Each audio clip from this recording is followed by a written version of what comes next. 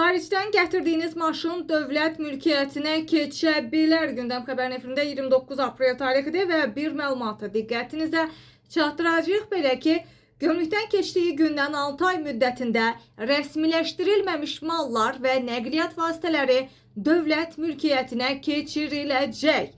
Bu barədə Oxu Aza istinadən məlumatı diqqətinizə çatdırırıq. Belə ki, sözü gedən məsələ Gömrük Məcəlləsinə təklif edilən dəyişiklik layihəsində öz əksini tapıb.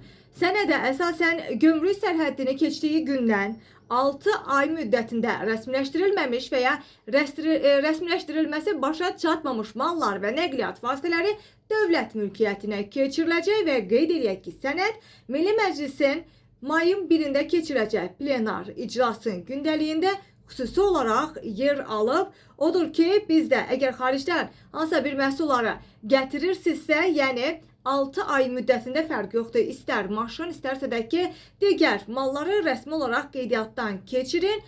Əks halda məhz bu dövlətin mülkiyyətinə keçə bilər.